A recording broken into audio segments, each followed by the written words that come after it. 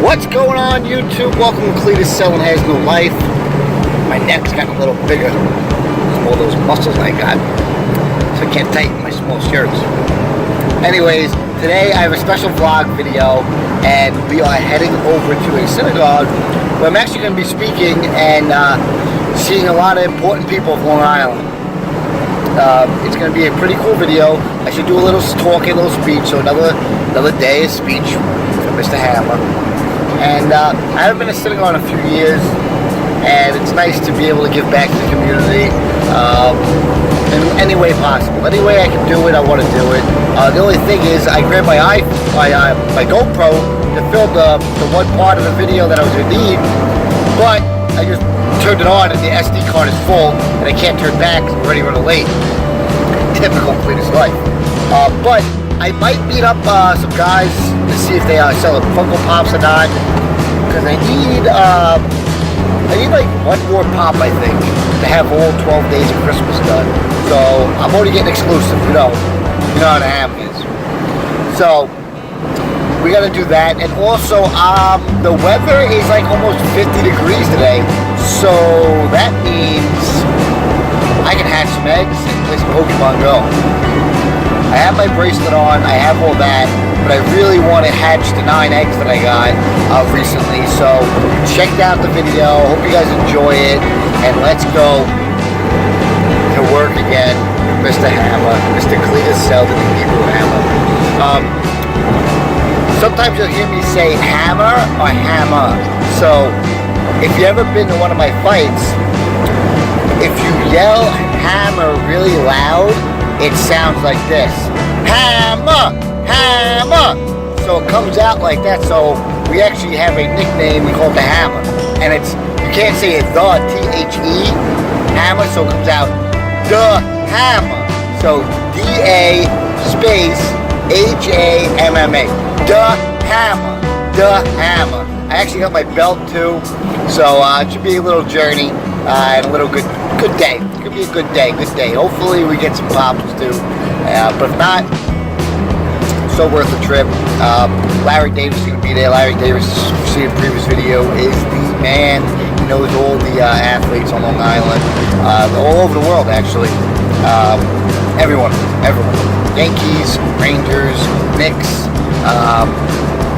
anyone who plays sports and is from New York, has ever traveled to New York, he is the man. He used to be the vice president of like Steinberg Athletic Sports Company. So Steinberg Athletics is like, they make all the jerseys and gear for like the Yankees and stuff like that. And they have all the memorabilia, and they don't just do Yankees, they do all over the world. So a lot. Big intro, huh? Big intro. See you guys later. We also have a wonderful guest today. We have the Hammer who's going to come. Yeah. Larry Davis, we're bringing him here. He's going to tell you a little bit about what he does. Don't look out there. If you see our rabbi ready, she's ready to put him out. Uh-oh. Before we start our plays, I couldn't believe it when she came in with the boxing gloves. It's unbelievable. I'd like to present you to Rabbi Bernstein, to you. Rabbi Bernstein is an integral part of our Hebrew school. Can we give Rabbi Bernstein a big round of applause? I am not going to take up that much time because look at these amazing students who are waiting to sing and to present to us. I want to say that right now I couldn't be happier that Hammer is here. I'm going to give you a run for your money. That's why you're doing. Your stance is fantastic. and I just think that it's so appropriate that we decided to invite him to join us for Hanukkah. A couple of reasons. Anybody know what Maccabee means? The Maccabees were Jewish. What does Maccabee actually mean? Oh, the Maccabee Games. It means hammer. Oh, I know that. It means hammer. If you think about the Maccabees, I want you to think about these people who saw a big bully,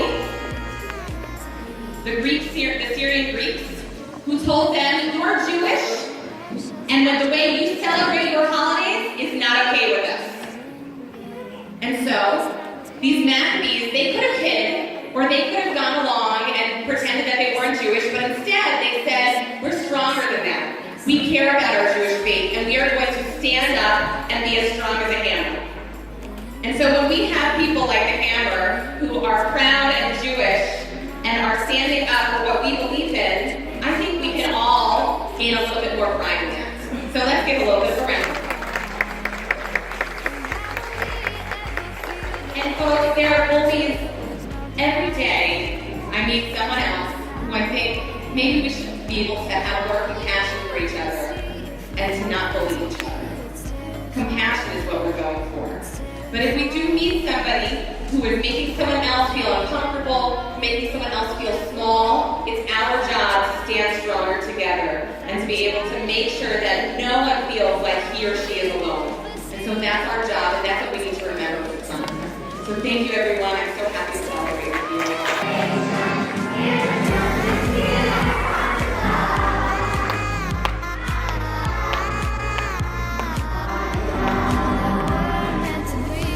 Getting us our guest speaker. So can we give Mr. Davis a big round? Come on, Larry! That's not loud. Woo! It really wasn't that hard. I just pulled up my butt and I met Cletus a couple of years ago. His name is Cletus SELDIN. Shockingly, a Jewish guy in sports, which we don't have many, and especially in boxing.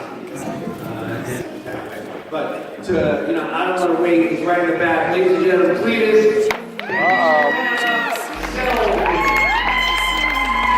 Doug, you don't know what you're doing. You're fired. Let's see the Cletus SELDIN right there. Is there any music, Josh? Starting out as a professional, nobody had any faith in me, keeping the amateurs, didn't have enough fights. So, went down to training camp. I fought 6 fights in 5 months. We just kept fighting every other week. Then eventually we got signed with Boxing. I'm proud and honored to be part of that team. Boxing went out of their way, took a chance on us, and it paid off.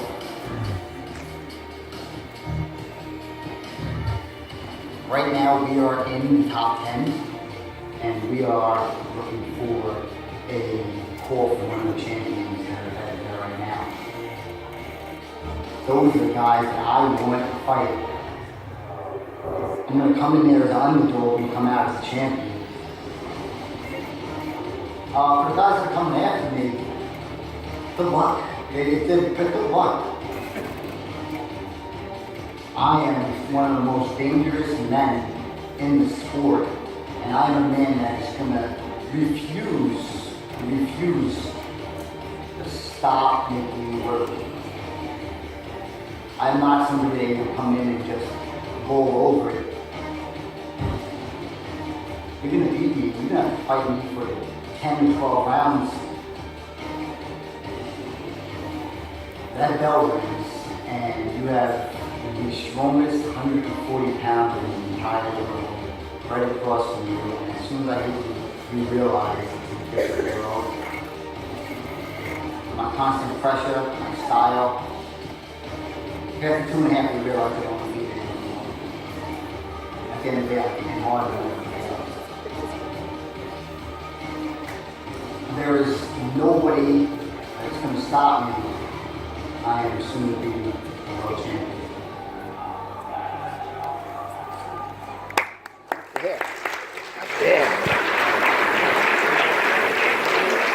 So we're going to open up the question and answers for everybody. One of the first questions from Julie was, why'd you become a boxer? I played 3 sports in high school, and I've always played sports. It was my way to get out of the house and to be in a situation where because I felt lost at home. I was lost. I didn't have the greatest of upbringing. So for me to be home was like one of the worst places in the world.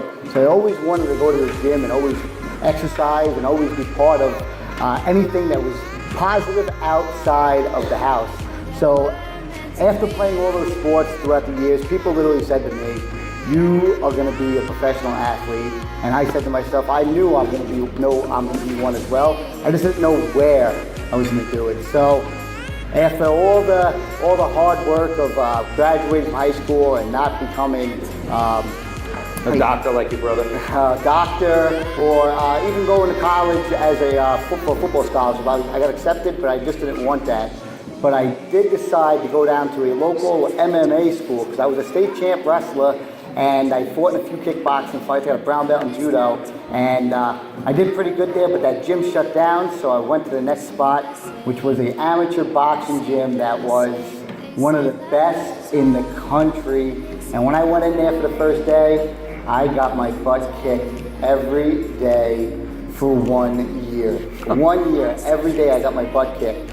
And the reason it only took 1 year, because people that get into boxing are very young, same age of all you guys, same age of you guys, and I came into the sport at 22. So when they got to where I was at 22, I saw these kids that only come 2 or 3 days a week. So I said, okay, they've been here for so many years. What if I come every single day and work hard every single day? And within 1 year, I was beating all these contenders and tournament champions in that span. And I was so proud of that one moment to be able to do that and put myself in just that gym to be the proudest person in that gym. So hard work does pay off. And of course, the only Jew, I'm sure, in that gym. Always. Open up for questions. Anyone have any questions? Rob, I'm sure. You said, Josh said, you mentioned your brother's a doctor. Is he part of the entourage, the team, or as Phil Jackson would say, the posse? Yeah, absolutely. Growing up, I didn't have the greatest family, but I had a brother who was a leader, and my brother was so strong at becoming so good at what he did, and that was a doctor. And I knew that I wasn't able to compete with him, so I found my gift, which was being an athlete and being very strong. So I put my same effort that he did into becoming a doctor, first generation doctor, and I became a first generation boxer and became one of the best at what we do. He always believed, only one in my entire life, always believed in whatever I was set out to do. My parents weren't there, even though we lived with them every day, they weren't there to give me that belief in myself. And my brother always was positive on any single thing that I ever did, and he literally became like my father. And now to this day, it's always funny because he comes to all the fights. He's the one that stretches me. He used to be the one that cooks for me. He does all this stuff for me and his little brother, and he took a step down from being the older brother. And it's one of the most amazing things to see your older brother taking care of his little brother right before he's going out there in front of a sold-out crowd to go knock someone out in 1 round.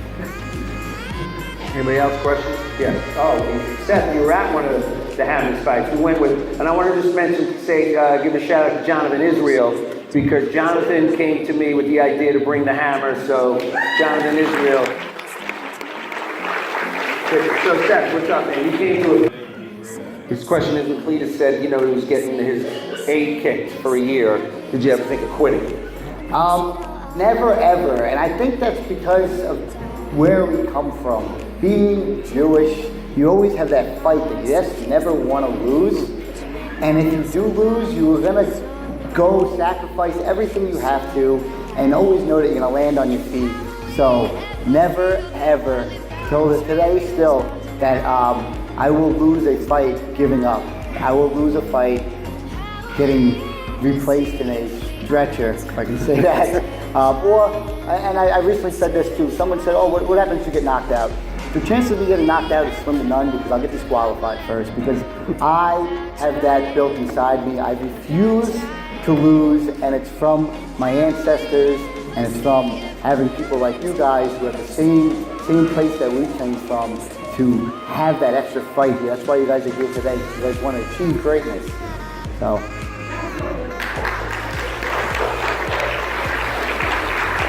Anybody else questions? He's going to be here. We're going to take photos with anybody. Anybody else with any questions? How'd you get the name Hammer? So being the white Jewish kid in amateur boxing, you don't get too much, and being the name CLETUS as well, it's just people just didn't know your name. So I went to all these tournaments all over the country, and I was knocking everyone out, and everyone would just say, what is that kid? He has a hammer on him. And they would go, I think he's Jewish. And then someone would say, oh, we'll call him the Hebrew Hammer. Then I go to another tournament, and then another tournament, and another tournament. Luckily, I kept knocking everyone out. So, and I came home and everyone said, all right, you named the Hebrew Hammer. And that was the choice of the people. So that's the way you get your nicknames. You can't make up your nicknames, they'll never work.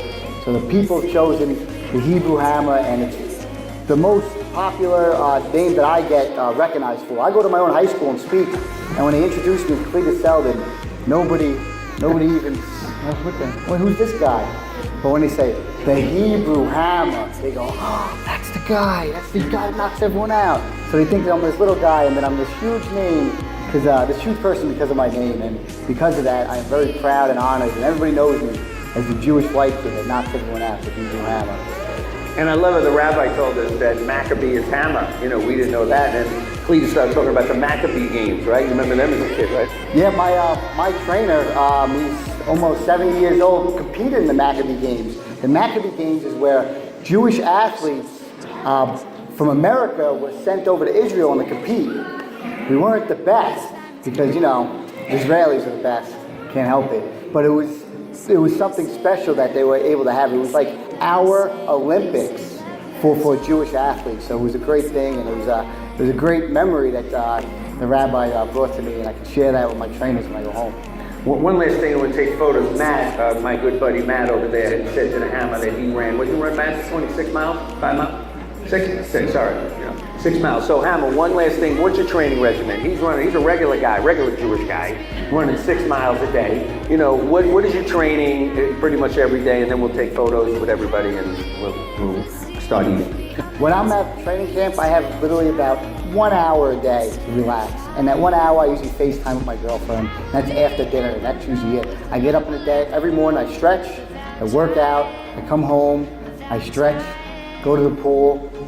Doing pool exercises, you get the muscles won't tighten up. And then I go to boxing. After boxing, I come home, and then I go hit up the elliptical and just sweat all the fat off me. And then have a good night's sleep, and I wake up and I do it every day consistently. So every day I have to wake up and train hard, and at the end of every day I want to make sure that I worked hard that day, and I don't want to go to waste. You have one last question? So it sounds like you had a dream at a young age. It sounds like you worked really hard to achieve it. I'm wondering what you might want to tell the kids in terms of anything they want to pursue. Sports, art, what would you say to all of them? 100%. To achieve something different and achieve something positive, you want to be different than everybody else. Don't be afraid to fail. Don't be afraid to fail. You guys have beautiful parents that will help you on your way and on your journey. So whatever you guys want to do, don't be afraid of that, because you guys are so strong that no matter what happens, you're always going to be a good person, work hard, and become something that your parents will never ever dream of, and that's perfection for you guys. So, good luck, guys. All right, so the Hammer's not going anywhere. We're hanging out, so if you want to come up with the belt, take photos with the belt, no problem. And here is our big chief president. And they say love heals all, it makes it all alright. In time, my heart still feels the breaking, but you make my world so bright, feels so right. Welcome back, guys. That was pretty fun. I kind of didn't know what we were getting into at first, but once I got there, it was fantastic. They had a thing for me. I was speaking. They had a lot of people in there telling me a lot. They wanted to know a lot of information because there's not too many Jewish boxers out there, you know. They educated me on some things, and it was fun. And the whole time, it was actually for children. So we went there and was able to speak to the children for about 20 minutes or so. Showed a video of me, take many photos, talk to all of them, and to me, that was a fantastic day. Jewish, not or anything, to be able to go out there and have a privilege to speak to children and tell them about hard work and sacrifice and how to be determined in life. That was the most important goal, and that was the most important thing. So the tie's coming off. We're going to hit the run. I have like 9 eggs that I need to hatch, so I didn't post this video on Thursday. So Thursday I might post it See how I feel. See how I feel. I'm gonna post it right in this video right now. I went Thursday for a run, right? And it was 23 degrees out. I had all these eggs, and Gen 2 was just releasing, and I had your legs. My fingertips became frostbite. I had to sprint home 2 miles to end the 5-mile run, and I was in so much pain. I was sitting there. If I show a video, you guys can laugh, but it was crazy. Just for example, it was so cold, my phone was like freezing, and I had frostbite. I had to take my phone out of the thing. Oh, brutal. But let me go get changed. Let's go hit the road, hatch some eggs, hit up like, I think 20 poke stops. Maybe on the way back, so we might even hit 40 of them, depending on how far I want to run. Let's go hit it.